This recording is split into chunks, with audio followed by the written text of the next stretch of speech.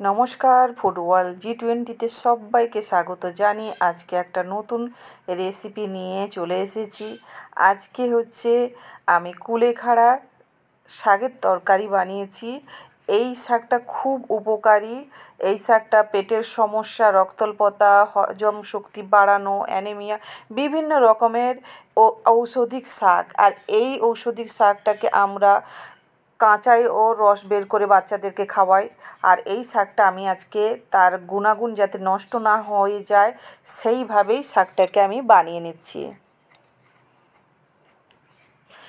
আমি এই যে দুটো আটি শাক নিয়েছি, একবারে টাটকা শাকগুলোকে বেছে গোড়াটা বাদ দিয়ে নিয়েছি। এবার ছুরি দিয়ে আমি একটু বড় বড় করে কেটে নিচ্ছি।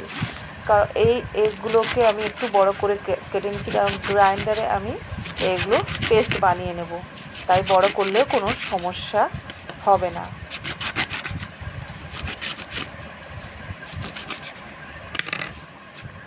আর একটা বড় পাত্র নিচ্ছি, তাতে আমি শাকগুলোকে ভিজিয়ে দিব। শাকগুলোতে যা নোংরা বালি থাকবে সব নিচে পড়ে যাবে এবং খুব সুন্দরভাবে ধোয়াও হয়ে যাবে। বারবার করে জল চেঞ্জ করে ধুয়ে নেব।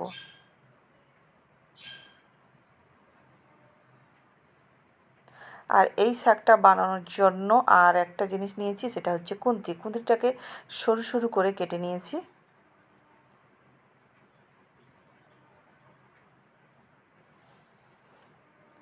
এদিকে কড়াই নিয়ে নিচ্ছি। কড়াইতে আমি সর্ষের তেলটা ব্যবহার করছি। এতে সর্ষের তেলটা ব্যবহার করলে এর টেস্টটা আরও খুব সুন্দর হয়ে ওঠে।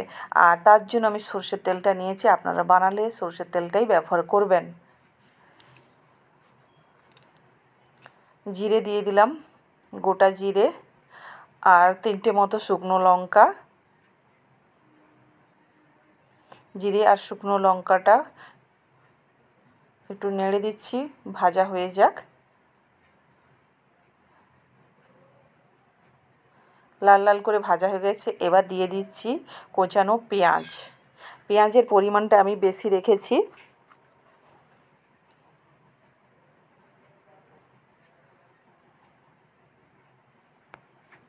যে খুন্তি দিয়ে ভালো করে নেড়ে নিচ্ছি।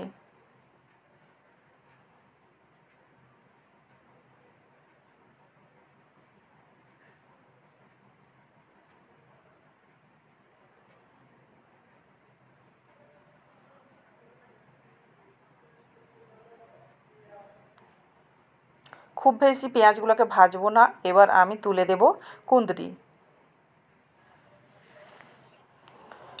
দিয়ে দিয়েছি। কুঁদরি দিয়ে ভালো করে নেড়ে নিচ্ছি, কারণ কুঁদরিটাও ভাজা হবে। কুঁদরি ভাজতে ভাজতে পেঁয়াজটাও তার সঙ্গে ভাজা হয়ে যাবে।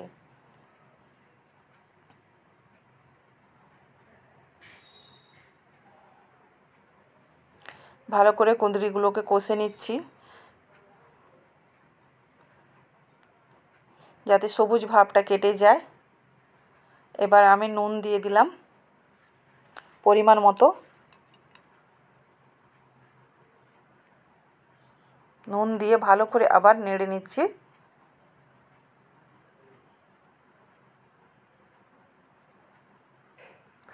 এবার আমি একটা ঢাকা দিয়ে দিলাম। ঢাকাটা দিয়ে 5 মিনিট পরে আবার খুলে নিয়েছি।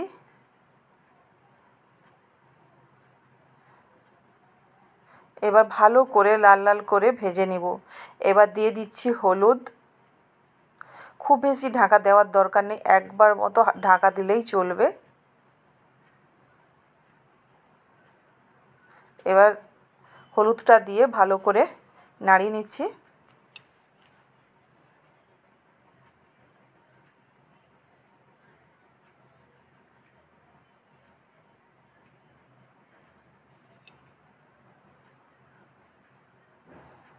এদিকে আমি কুলখা শাকগুলোকে সুন্দর করে ভিজিয়ে রেখেছিলাম। এবার গ্রাইন্ডারে আমি পেস্ট করে নিয়েছি।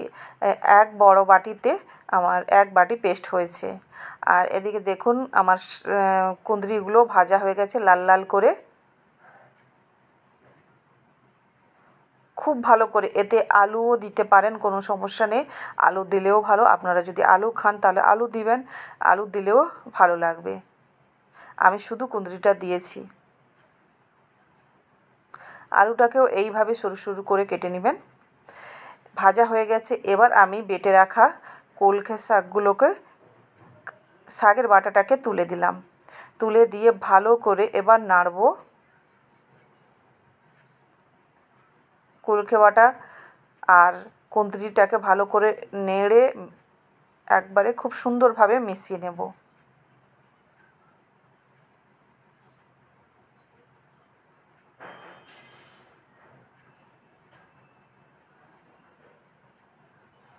এই যে রস বেরিয়েছে দেখছেন, খুব ভালোভাবে এই রসটাকে মেরে নিতে হবে, একবারে শুকনো শুকনো করে নিতে হবে।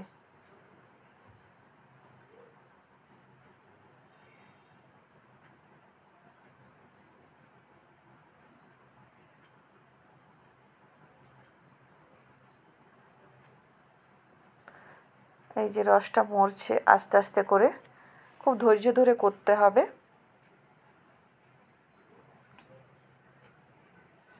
বারবার নেড়ে দিতে হবে যাতে নিচে না বসে যায়।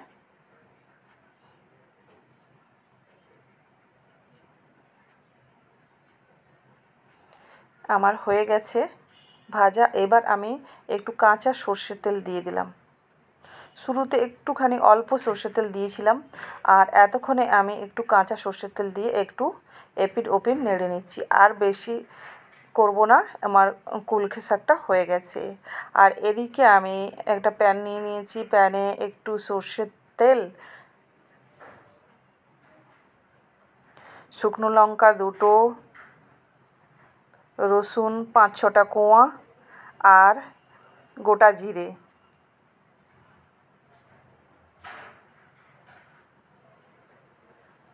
এবার এগুলোকে ভালো করে লাল লাল করে ভেজে নেব। এই যে আমি লাল লাল করে ভেজে নিচ্ছি। খুব বেশি ভাজবও না, খুব হালকা পরিমাণ ভাজবো। এই যে আমার ভাজাটা হয়ে গেছে এবং খুন্তি দিয়ে একটু হালকাভাবে নেড়ে দিচ্ছি।